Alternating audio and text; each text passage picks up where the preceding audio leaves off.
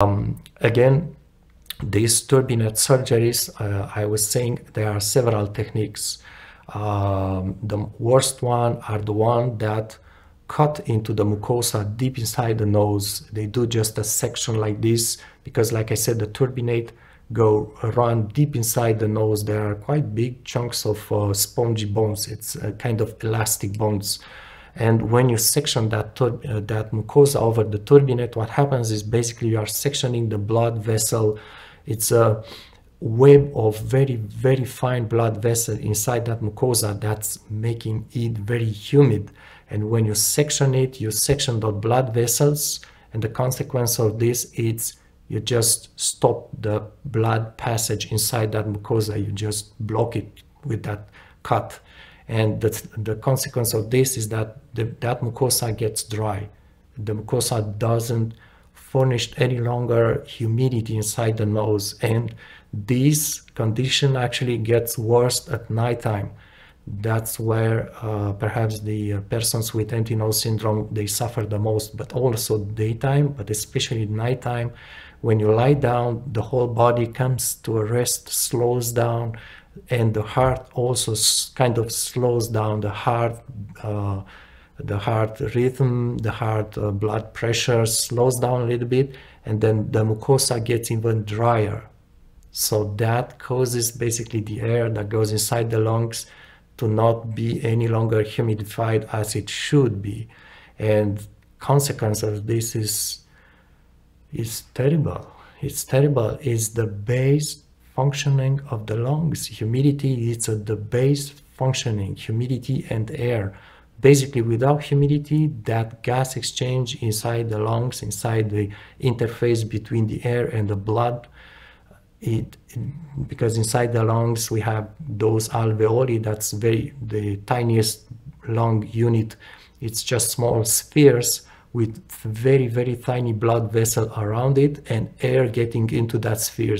And then the air, the interface between the blood vessels and the air, that makes the gas exchange, carbon dioxide and oxygen. And if that air is not humid enough, that gas exchange doesn't happen properly. So that's the base of the lung functioning. And if you don't exchange your gases inside the lung properly, basically you are accumulating carbon dioxide inside your blood. You may also have a lowered oxygen level inside the blood, but especially the carbon dioxide, what happens is that you notice when you try, let's see you are at the pool and you want to just swim under the water for a while to see how long can you go without breathing. At some point you will feel like a very strong anxiety, a very strong need to breathe again, right? That's the symptoms of accumulating carbon dioxide into your blood. So this is the same thing that happens when you sleep at night and you don't have good humidity going inside your lungs because of damaged spongy bones and mucosa. That's the same thing that what happens. You get carbon dioxide accumulating in your blood when you are asleep, and you get anxious, anxiety. You can even have anxious dreams or have nightmares. But also when you wake up, you can definitely feel anxiety, strong, powerful, really like submerging anxiety. That's high level of carbon dioxide because you don't breathe well, because your nostrils are very dry. You will notice that too, nostrils being very, very dry, and that's also very uncomfortable. So that's pretty much what happens with this syndrome, empty nose syndrome.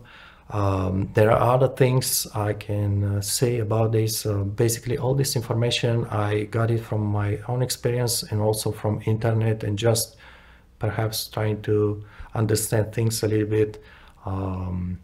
Let me just talk about other symptoms of empty nose syndromes, and perhaps somewhere towards the end of the video, I will just put a section of the video with the things that I found to relieve this situation a little bit, to help me a little bit get through this and live with it. Basically, there are a couple of things that we can do that really help.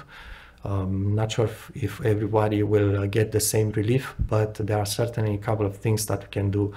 But just prior to that, I'd just like to talk about other empty nose syndromes that people may experience. If I remember well, right after the surgery, I have, so my surgery, I had the turbinate reduction surgery from a doctor who obviously didn't told me I have a broken nose. The doctor told me I can help you because you can't breathe, but what I will do a turbinate reduction. I had no idea what it is. He didn't told me about side effects. He didn't told me that my nose was actually broken and the real fix was to replace the nose. And if he would have done that, then I wouldn't be here to do this video. I would have been a very happy and very well doing person. But that doctor instead just went to remove the middle turbinate and went to section my mucosa and damaged my mucosa permanently. And by the way, damaged mucosa is not reversible, unfortunately. The turbinate reduction itself, reduction of the bone, sometimes we can put implants. Some doctors put implants to reshape that turbinate, but the mucosa itself that causes dry air is not reversible. So basically, once I did this surgery, I had my nose packed. That's just some stuff they put inside the nose to let that cut into the mucosa heal for 4 nights. Those were the most awful nights of my entire life, basically, because I could not sleep at all. Just 2 words about it. What happened is that obviously the nose was packed, so I had to breathe by my mouth. But during the surgery, they will intubate the patients. They will just put you a tube with oxygen into your throat. And the way they manipulate that tube is that they just hurt my throat. So my throat was swollen, and I was trying during those 4 nights to sleep on basically on a chair. I couldn't lie down. I just was standing on a chair and trying to get some rest. And at the moment when I was falling asleep, my throat was just choking and shutting close. So I would wake up right away. This is just the 4 days right after the surgery. So I could basically barely sleep for 4 nights. That was quite an experience.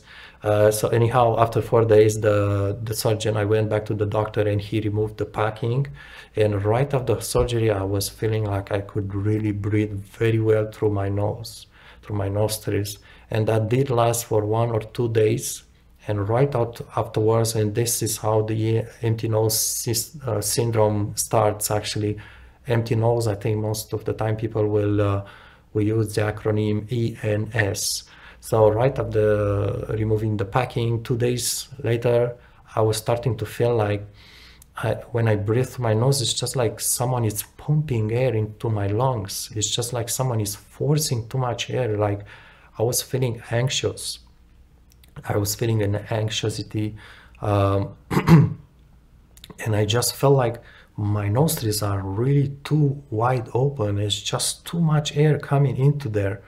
And that's because basically those turbinates, the reason for the turbinates to be inside the nose, there's 2 reasons. One is, like I was explaining, during the sleep time, they inflate with blood and regulate your body position, switching from one side to the other one. But the second very, very important reason for the turbinates is that they have a hook shape, and also they take space into the nostril passage, nostril width. They just reduce the nostril width, and that's for 2 main reasons. First, the turbinate actually create an air restriction, is making a healthy person basically pull a little bit when the lungs are breathing, are inhalating, are taking air. It makes pull the air. That's very, very important. That's just the normal body functioning, but if it's disturbed, perturbed, if it doesn't work like this, you get into a lot of problems. And the second reason for the turbinates is that the shape they have, like a hook, and they go really deep inside the nasal cavity, is the air, instead of, we use this in aeronautics, There are two types of air. The first airflow is laminate airflow, which is a stream of regular airflow. And the second type of airflow on aircrafts is what's called turbulency. It's an air that has just, it's really like, I don't know, disorganized, and it flows in that way. And basically the turbinates inside the nose, or one of their main reason for being there, is that the air that goes inside the nose has to be turbulent. They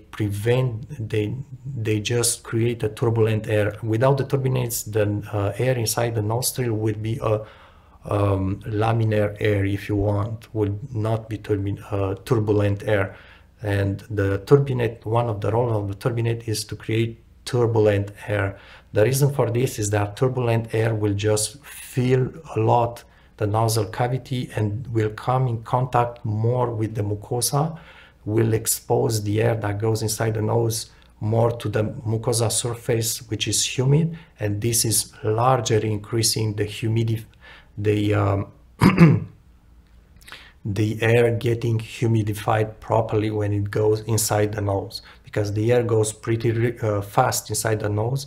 So for that amount of time, the air really has to accumulate a lot of humidity.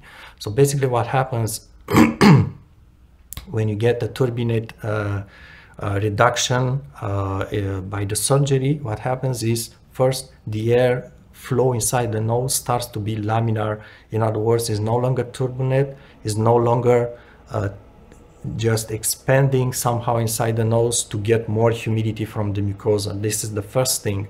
The second problem is that the laminar flow travels much faster. So basically when you breathe, when you take air into your lungs, you will just get too much air with the same breath, the same movement of the diaphragm, which is the muscle that pulls the lungs to get air into them. With the same movement of diaphragm, you get too much air compared to a normal, healthy person.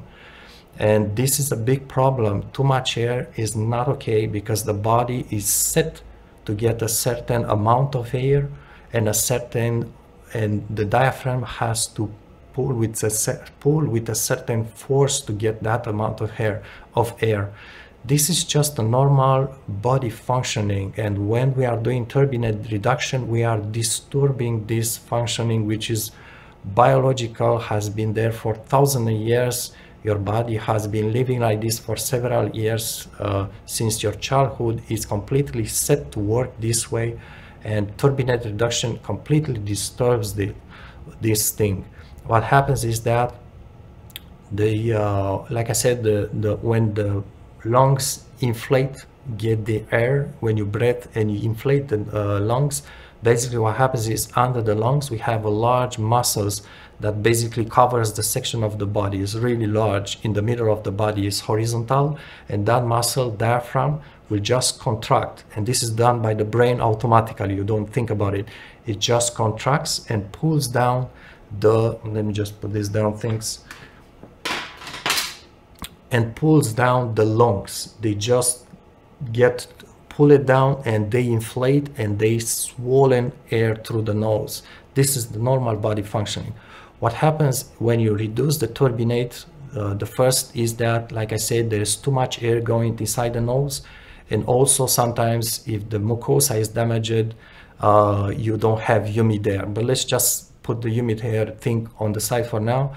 The problem with turbinate reduction is that because it enlarges the air passage inside the nostrils too much, and also it stops the airflow inside the nostrils from being turbulent, which is the normal biological functioning. The diaphragm will pull with the same contraction, with the same force as is said to be by your brain, will pull downwards, and will feel like it's too easy to pull.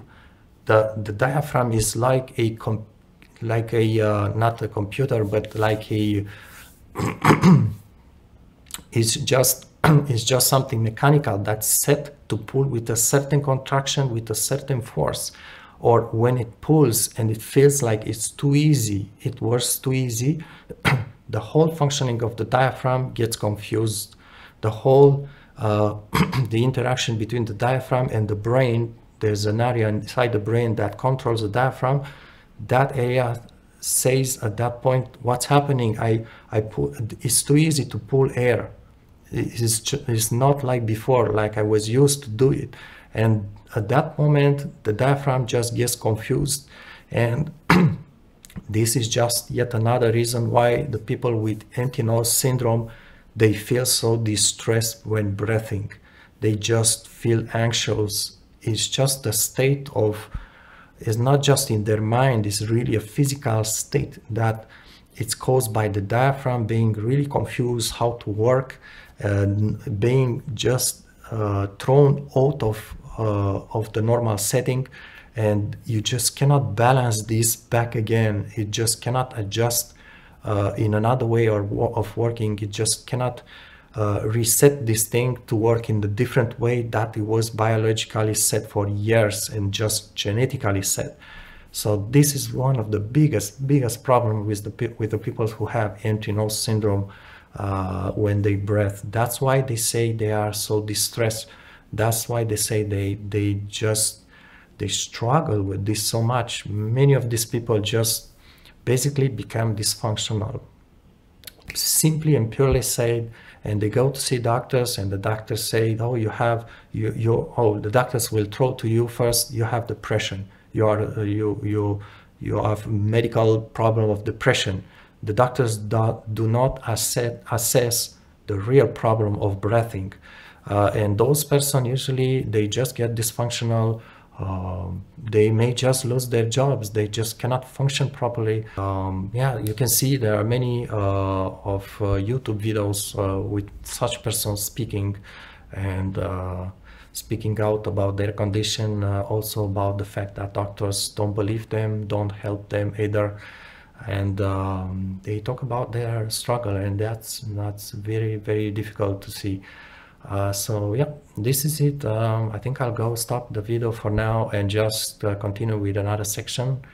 But it's something that it's real. It's something that people, it's a suffering. It's very, very hard to understand, but it is real, and it's something that you should not mess with it. If you have problems breathing by your nose, and the doctor will tell you, I want to do a turbinate reduction. I think there are other words for this, turbinectomy or something like this. Triple check with them what techniques they are going to use, because like I said, there are perhaps techniques that are less destructive. I'm not sure if personally I just cannot say that this technique is better. I can say that some techniques are terrible, like I said, the ones that cut straight through the mucosa and destroys the mucosa basically. There are some techniques that just get a catheter, catheterizing something like a small bar that goes under the mucosa, just does a hole at some point, it goes underneath the mucosa and then goes along the turbinate bone and just burns that bone and reduces it. So this way at least they don't damage the mucosa. But really the main thing I think is to make sure with the doctor, and again, don't trust doctors. They are not very honest persons. Don't trust when they will say, oh yes, I will do like you say. Don't trust, because they will do anything they want, and then what are you going to do afterwards? So make sure you choose the right person. Just check reviews online or something like this. Really make sure. So again, I was saying some technique used to just reduce the turbinates underneath the mucosa. I think it's important to not reduce the turbinate too much. Some doctors will completely remove the turbinate. That's horrible. Some will just remove a little bit, so they don't get all the way into saying, I'm going to get your nostril all wide open. Don't do that. Don't mess with that. Go maybe step by step, try a little bit of turbinate reduction, just a little bit, 20% maybe, and then heal, take a few days to heal and see how you feel afterwards. But again, never try to let the doctor affect your mucosa that sits on top of the turbinates. The mucosa is just a skin, layer of sort of a skin that's humidifying the air inside, that goes inside the lungs. That's just one advice I would like to say. Let me just continue with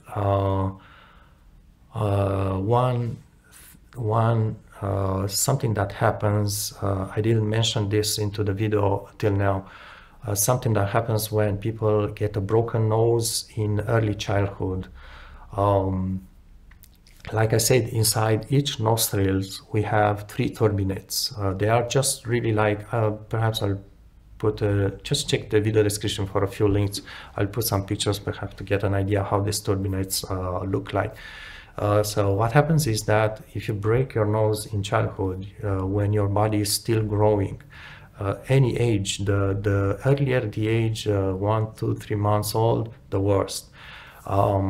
What happens is that, again, like I said, the body will just grow up with a nose that's displaced to one side.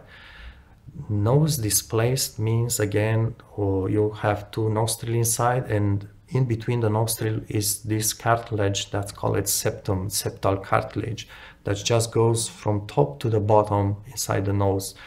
When the nose, let's just assume the bridge here of the nose, it looks like this, and in the middle there's the cartilage.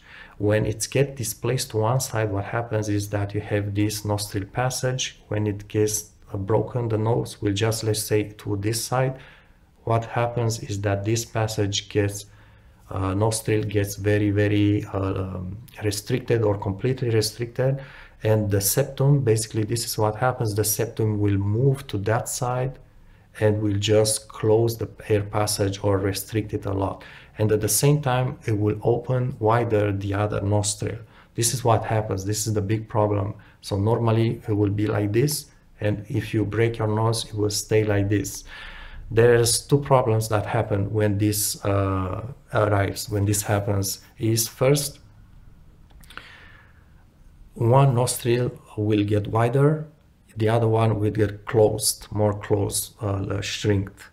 In the wider nostril, I think, let me just put this. So normally the nose, inside the nose look like this. This is one nostril, this is the other one, this is the septum. If you break your nose to one side, it will just look like this.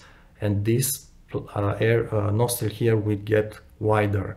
In the wider nostril, what happens is that the turbinate inside, if you are, this happens at the younger age, the turbinate inside will continue to grow, but the body has a reflex, has a reaction to this nostril enlargement. What happens is that the body will feel that the air passes to that nostril, it's enlarged, it's too much, it's not like in the normal nose. And what happens is that as you grow, the turbinate inside the enlarged nostril will overgrow. Compared to a normal person, that turbinate will get larger. That's just the body reaction to restrict a little bit the nostril that has been enlarged by the broken nose.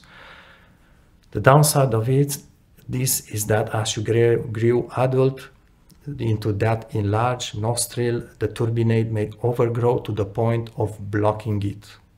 So basically you have one nostril that has a reduced air passage, and the second nostril that is physically enlarged, but the air passage is reduced by turbinate overgrow.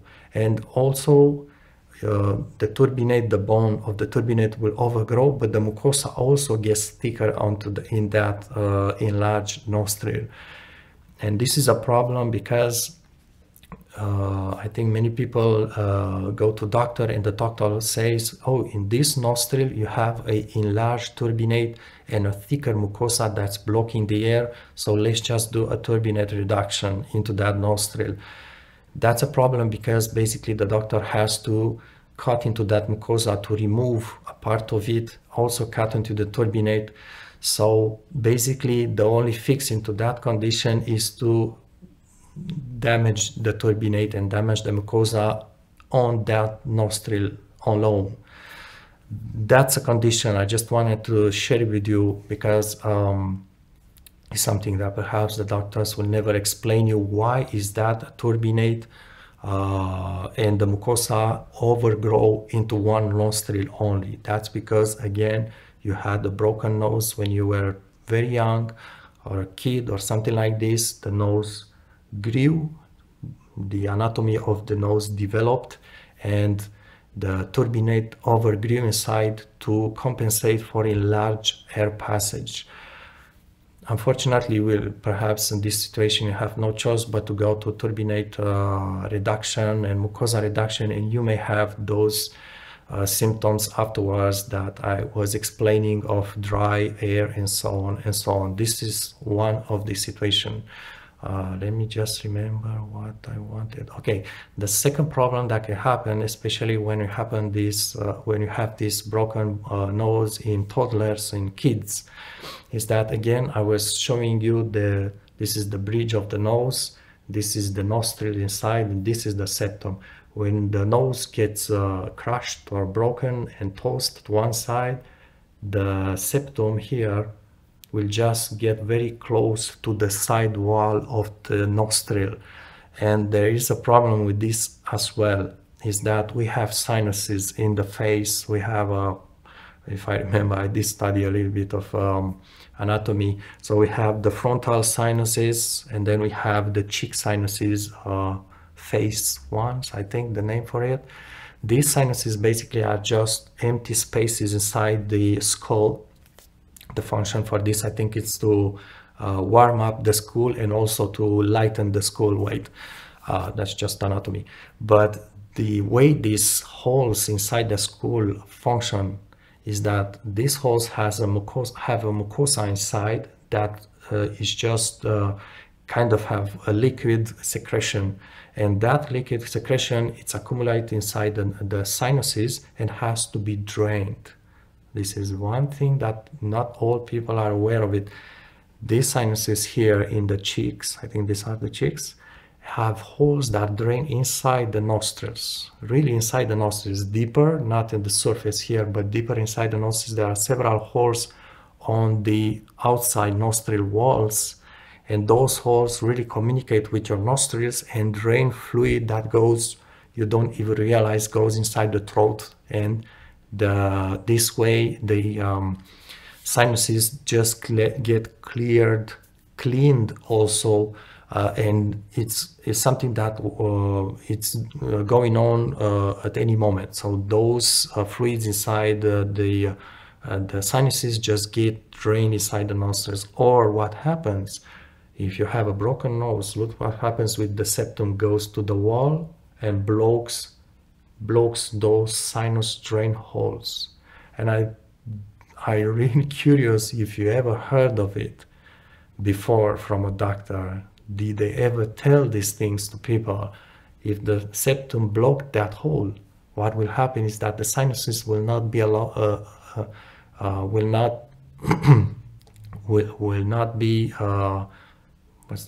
won't drain any longer inside the nose. So a sinus hole that doesn't drain any longer inside the nose or the nostril, because the drain holes are blocked by a displaced septum, it's a sinus that will get infected. Ever heard this before? I think doctors should tell this to people a little bit more often. So that's why some people will just notice they perhaps just sometimes they just have to do like this, and they feel like there is mucosa into just one of their nostrils. That's perhaps because the drain holes of the sinus on that side may be blocked by a displaced septum, and there's kind of mucus or liquid accumulating into that sinus that drains a lot inside one nostrils, or at least it gets thicker because it gets a little bit infected or something from sitting too long inside the sinus, which cannot drain properly any longer. So That's a problem, and also this can cause a few problems in children, in toddlers. If the sinuses, one of them, perhaps just one of them, depends how the nose was broken. If the sinus cannot just drain properly, it will get infected, and if it get infected, that liquid that comes out of it may also get recurrent otitis. Otitis is the infection of the air which communicates with the throat, has a canal, a small canal. So it's possible that if your kid has frequent otitis, it is possible that that's caused by blocked sinuses that may be caused by a broken nose, by a displaced septum. So this can affect in this way, especially children. A broken nose can cause sinusitis, sinus infection, poor draining of the sinuses on one side, and can cause otitis.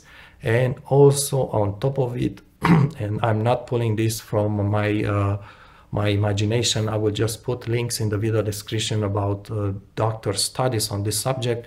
It can also cause asthma in children, because you have infection in one sinus, infection in air, and all those infected fluids just drain inside the throat and get aspirated when you breath, get aspirated inside the lungs with those purulent infected fluid, and this can get you infected lungs and create asthma. As you can see, it's not fun. It can happen in kids, so it's something perhaps to be aware of it. It maybe shows you to what extent these broken noses can be a problem, even more so in children. And oftentimes parents are not aware of it.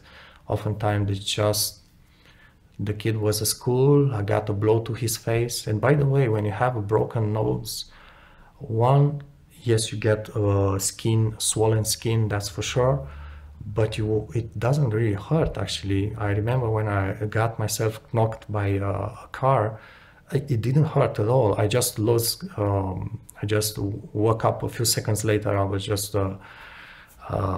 I did fade, what's the name of it? I just lost consciousness for a few seconds, but when I woke up, it didn't hurt at all, my nose. Just the skin was burning, but the broken nose, no pain at all. So people are not really aware when this happens, actually. It hurts if you try to fix it, to put it back, that hurts a lot. But when it's broken and displaced, there's no pain, basically, from what I remember. So parents may not be aware if a child had a blow to her face, or a toddler happened to have this broken nose at some points. Parents are not aware. If your child comes from the school and he or she says, someone give me a punch or hit me with a piece of wood to my face and it hurts, look here, I have bruises and stuff. Parents need to check with the doctor ASAP to check if the nose has been displaced. It's really important. Don't think the child will realize this or will tell you this problem. Don't think the child will tell you, oh, my nose is broken. I don't think it will happen. So it's important to be aware of this situation. It's important to understand the mechanism of this, understand why some people don't breathe easily at night. It's good to be aware of what doctors will tell you, the way they will approach you with an issue with a broken nose, with a problem of breathing. It's good to be aware of the steps they will take, those turbinectomy procedures, the downside of it, the results, the possible side effects, which are terrifying, terrible, completely terrible. There's no other words. They are basically life-destroying when they are poorly done, or when they go wrong.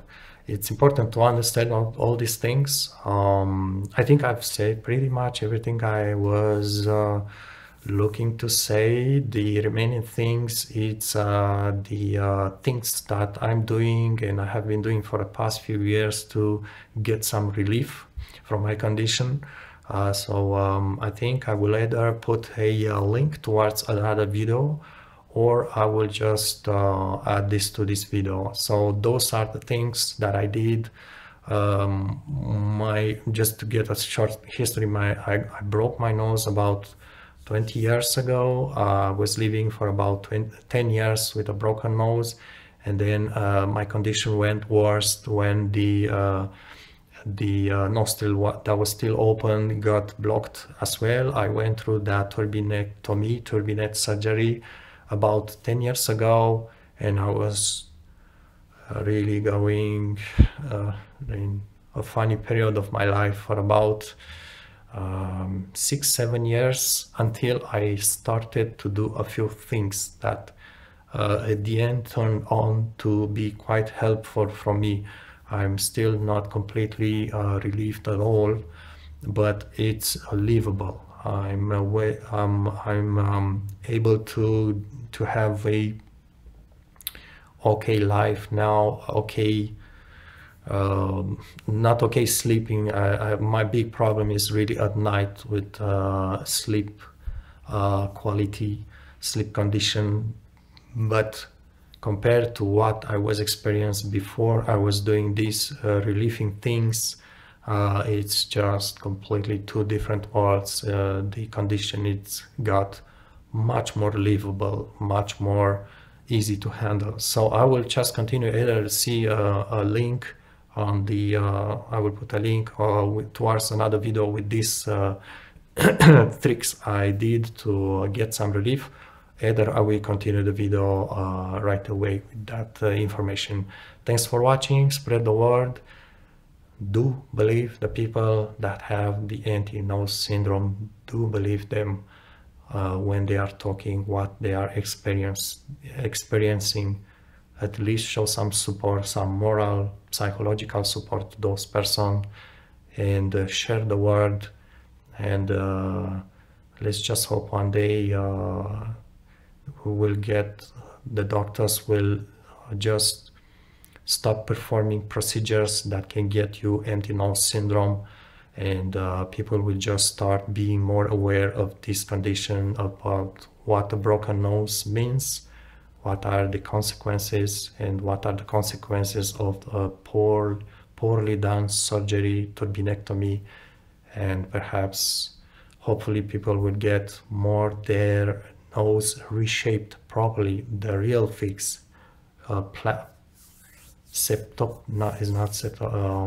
anyway, let's hope just the people will get their nose bones put back in place, even with a surgery, so they get correct breathing and improve their life condition.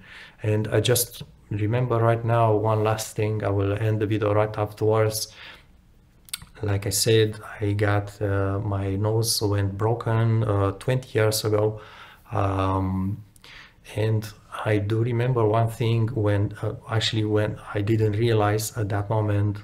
Again, the nose was tossed to one side. One nostril was almost not fully blocked, but really restricted, and the other one was still open. But I do remember now, not at that point, I did not realize at that point, and that's interesting to know, is that when this happened, there is a very good chance that your sleep quality will be reduced. But at the same time, at least from my experience, I was not aware of this sleep quality reduction at that point. So this happened 20 years ago. Before that accident that broke my nose, I had such amazing sleep. I was, maybe you can say I was blessed, but I was lucky to have amazing rest at nighttime, amazing breathing by the nose. Even when I remember the people were complaining around me about the air being dry, maybe traveling in some areas, I had no issue whatsoever at any point. I had such an amazing nose that was making me breathing like I was just I did pull the lucky number on it. So before breaking my nose, I had such a great night rest.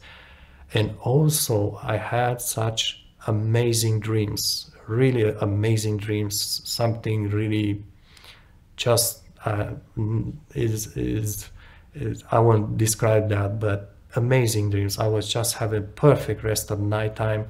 And when I broke my nose, I remember now, just thinking backwards, I remember that from that moment on, my night rest just wasn't the same. Those relaxing and refreshing dreams, the morning when I was waking and I was feeling just like I was born again every morning, all that has gone. From the moment when I got my nose broken, all these things just stopped. And I could still, like I said, I had one nostril still open. I was still getting some rest, decent rest at night, but no longer like it was before breaking my nose. So you notice, you see why I'm telling this is that, again, when someone gets her nose broken, they may not realize this, and they may not even realize they lose in sleep, the loss in sleep quality. They may not be aware of it. They may still sleep. They feel like they rested okay during nighttime, but they may not realize their sleep quality is not the same as before. So that's just another downside. When you break your nose and you don't fix it properly in time, you have, after breaking a nose, you have about 1 week window to replace the bones. By that, the doctor will just toss it with their hands. So yes, this is just another thing to be aware.